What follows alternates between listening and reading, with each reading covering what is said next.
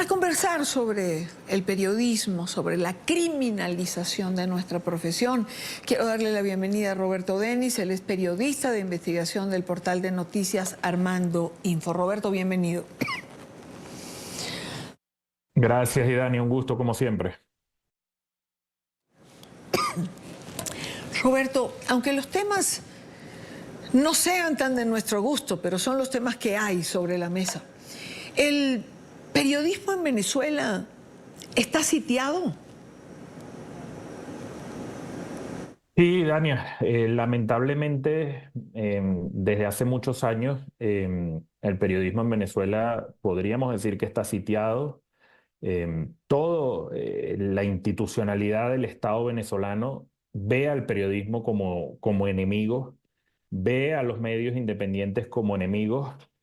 Y lo más grave aún, digamos, de lo que está ocurriendo en los últimos tiempos, sobre todo después del 28 de julio y ahora en el caso más reciente de la colega Nacarí, es que ya lo que hay es abiertamente una criminalización del ejercicio del periodismo. Ya no, digamos, no solo es que se cuidan las formas, que no se cuidan desde hace mucho, pero además es que abiertamente se criminaliza el trabajo de los periodistas. Entonces cualquier periodista que haga un reportaje sobre un tema incómodo, cualquier periodista que publique, así sea una crítica o algo en redes sociales, también puede ser víctima de una detención arbitraria. Y esto lo vemos y está muy marcado, Idania, sobre todo en el tipo de acusaciones que se le están haciendo a los periodistas en los últimos tiempos, ¿no? Hay muchos colegas, varios de los colegas, algunos de ellos todavía detenidos después del 28 de julio, se los ha acusado por terrorismo.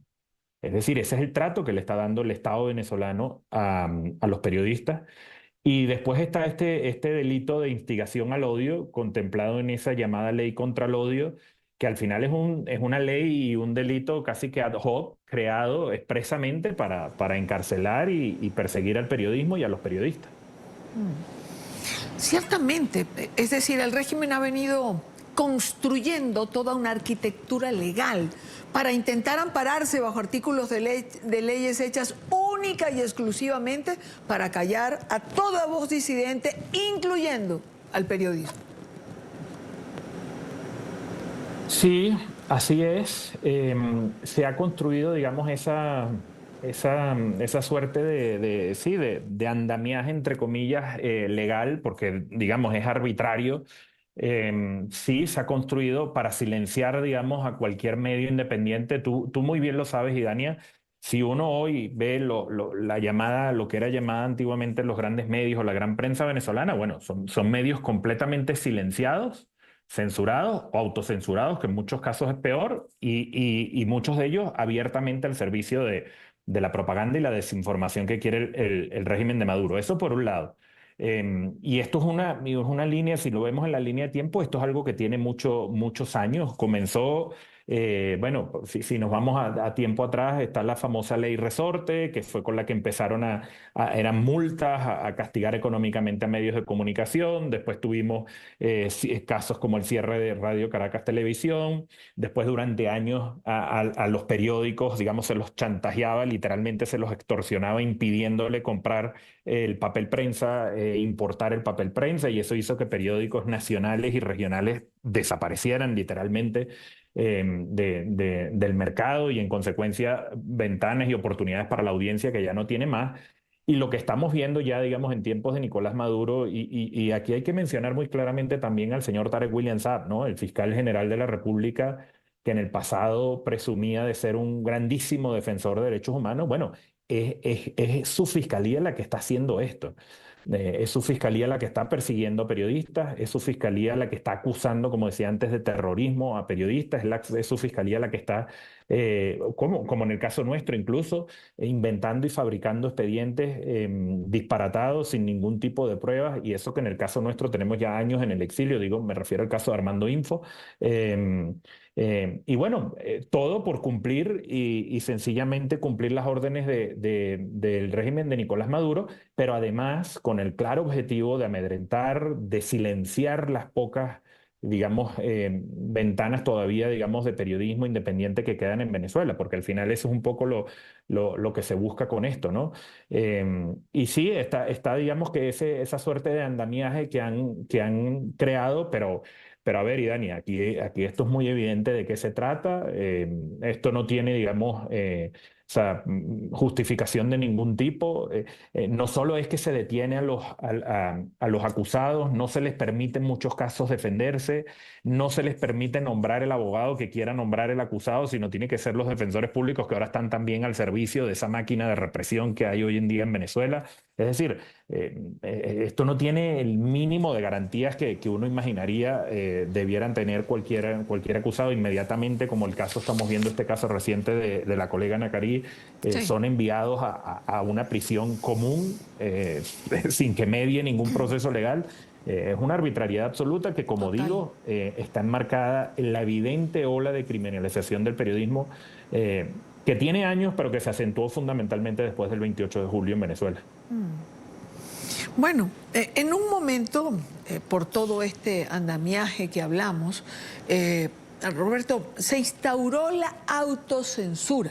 Formó parte de los medios más que de los comunicadores. Pero siento, Roberto, que en este momento hay miedo, casi terror de informar a quienes están dentro, y con toda la razón. Sí, yo creo que es tal cual como describes. Hay un escenario de temor y terror generalizado que en el caso de los medios de comunicación y del periodismo se traduce en censura o, como bien señalas, en autocensura. Em, yo muchas veces trato de explicarle a colegas de otros países que si, digamos, alguien llega hoy a Venezuela y enciende las principales emisoras de televisión, de radio, o lee lo que eran algunos de esos, de lo que fueron grandes periódicos en Venezuela, como el Diario Universal, bueno, se va a conseguir con Narnia, se va a conseguir con una historia que no es la realidad de Venezuela, o sencillamente abiertamente pura propaganda, o bueno, noticias sí muchas, pero de otros países, pero no noticias ni críticas de lo que pasa en Venezuela. Uno ve cómo emisoras de radio, como digo, canales de televisión han naturalizado que noticia es lo que dice Nicolás Maduro, sin que haya la mínima cuestionamiento, sin que haya la mínima Sí. crítica, y a quien lo hace, digamos, sufre consecuencias. Hemos visto incluso en canales como estos que están completamente cooptados e incluso controlados por testaferros del régimen, como es el caso de Globovisión, que a veces hasta un presentador, un moderador se sale de esa línea de quietud, de esa línea de autocensura con alguna que otra pregunta, e inmediatamente lo castigan y hasta sale de la pantalla y pierde su trabajo. Hasta eso lo hemos visto, ¿no? Entonces sí, lamentablemente es terrible porque tenemos un paisaje en Venezuela. eh, IPI, el Instituto de Prensa y Sociedad Sí. IPI, siempre habla de los desiertos informativos que hay en Venezuela por toda esta realidad, pero que a mí más bien se me parece como que a un gran archipiélago informativo, ¿no? Es decir, quizás en Caracas hay gente que tiene un poquito más de información, pero a lo mejor gente en las regiones que no tiene acceso a redes sociales porque no tienen buen internet o por la misma dificultad socioeconómica que hay en el país, tiene mucha menos información. Y digamos, esa idea de la prensa como una suerte de unificador al menos de la sociedad en cuanto al debate público, bueno, eso está completamente desarticulado en Venezuela y exacto, lamentablemente a la audiencia, digamos, lo que tiene es un bombardeo diario de propaganda y desinformación y mucha autocensura, lo cual es lamentable, y para uno como periodista uno se niega y se resiste a eso. Ahora, Roberto, tocaste el tema de las redes sociales, ¿no? Venezuela ahora no tiene X. Regulan el TikTok en horas de la noche, cuando más lo ve la gente. El Internet está caído la mayor parte del tiempo. Es decir, el régimen busca poner una venda negra sobre los ojos de la sociedad entera. Absolutamente. Y yo creo que eso, y Dani, está estrictamente, íntimamente relacionado con la misma naturaleza del régimen de Nicolás Maduro, ¿no? Y cuando uno ve la historia de regímenes autocráticos, autoritarios, es realmente así, ¿no? Nunca se conforman, siempre van a más. Y con la censura, Y la autocensura, cuando la aceptan dueños de medios, periodistas, también termina ocurriendo lo mismo, ¿no? Porque dependiendo digamos, de la realidad del país o si estás en un momento de crisis política o en un pico informativo como pudo ser las elecciones del 28 de julio del año pasado, bueno, esa, digamos, esa sed de censurar y de autocensurar va a más. Y eso es justamente lo que hemos visto tras lo ocurrido en las elecciones. Por eso, digamos, el cierre abiertamente de la red X antes Twitter, porque, bueno, el régimen tiene cifras, tiene estadísticas, estudios de comportamientos, digamos, de consumos de información por parte de la audiencia. En Venezuela la red social X es o era muy importante para el consumo de información. Y pasa algo que es muy paradójico y que también cuesta mucho entender a veces a la audiencia internacional y a los colegas de otros países. Y es que, si bien es cierto que hemos visto que a nivel mundial las redes sociales en efecto son una máquina, digamos, lamentablemente, donde se propaga mucha desinformación, en Venezuela, si bien esto ocurre porque además el gobierno intenta invadir y colonizar ese espacio también con su propaganda y su desinformación, en Venezuela las redes sociales son, digamos, como la única oportunidad o el único espacio que todavía queda donde el régimen no lo controla abiertamente. O sea, las radios están controladas, los periódicos tradicionales están controlados, entonces quedamos unos medios pequeños independientes, como el caso de Armando Info, pero está Efecto Cocuyo, está El Pitazo y algunos otros que somos medios, digamos, pequeños, que en el espacio digital intentamos hacer una labor, digamos, informativa independiente. Y después está el espacio de las redes sociales para la gente. Entonces, por eso vimos no solo el cierre del bloqueo abierto de X después de las elecciones por parte de Nicolás Maduro, pero la persecución incluso también a gente que publicaba mensajes vía redes sociales, vía una red social como WhatsApp, por ejemplo. Hubo gente que ha sido denunciada, perseguida y intimidada judicialmente por haber publicado una historia, un estado en WhatsApp. Eso ha ocurrido en Venezuela, está Sí, ocurriendo. claro. Y sí, al final es eso, ¿no? Es como que no se conforman, quieren cerrar cualquier espacio que todavía quede para llegar a ese escenario esa imagen que tú muy bien ponías al comienzo, que es esa suerte de venda negra en los ojos de toda la sociedad venezolana, ¿no? Roberto, solo puede pensarse en hacer periodismo, periodismo libre, ¿no? Desde afuera, solo podemos hacer este tipo de periodismo con opinión o con investigación. Quienes estamos fuera, como tú o como yo. Bueno, yo creo que, digamos, la otra cara de ese Estado autoritario venezolano, exacto, se puede ver a través de la cantidad de periodistas venezolanos en el exilio. En el caso nuestro, bueno, tú estás desde antes, antes que yo y Dania, pero en el caso nuestro, Armando Info, salimos a comienzos de 2018 por la investigación y el caso del señor Alex Saab. Y yo recuerdo, porque bueno, uno habla mucho, comparte mucho con colegas, que cuando salimos, para muchos era como casi que pensar que uno estaba exagerando tomando esa decisión. Pero yo siempre tuve muy claro que había que salir, uno, obviamente por tener seguridad. O sea, uno no va a poder escribir y con libertad, investigar con libertad, si te dicen que te tienes que estar presentando semanalmente a un tribunal, o sabiendo que te han anulado tu pasaporte o que te han dictado prohibición de salida del país, ¿no? Eh, pero segundo era porque queríamos continuar con la investigación y continuar con nuestro proyecto de Armando Info, digamos, y eso lo hemos logrado, la verdad, estando digamos, desde el exterior. Eh, es difícil aceptarlo, pero lamentablemente, digamos, yo creo que una señal muy evidente de un Estado, digamos, donde se ha erosionado por completo la democracia es a su vez la cantidad de periodistas que tienen que irse al exilio para hacer su trabajo. Eso lo estamos viendo no solo en el caso venezolano, lo estamos viendo en el caso de los colegas nicaragüenses, cuántos están en el exilio en Costa Rica. Y bueno, pareciera lamentablemente que en el caso venezolano, bueno, esa es una realidad con la que nos vamos a tener que acostumbrar. Porque como digo, ¿no? Al final, digamos, en esta máquina de persecución, de represión, cualquier cosa es una excusa para detener a alguien, ¿no? Además pasan cosas, tú que conoces muy bien la realidad política de Venezuela y Dania, bueno, entonces si es algo que no le gusta al señor Diosdado Cabello, Sí, ahora que claro. es ministro de Interior y Justicia, bueno, te pueden actuar con todo el peso, digamos, de las instituciones y te pueden apresar arbitrariamente igual, o si es que revelaste un escándalo de corrupción que afecta, no sé, a los intereses del señor Nicolás Maduro. Y así está funcionando esto.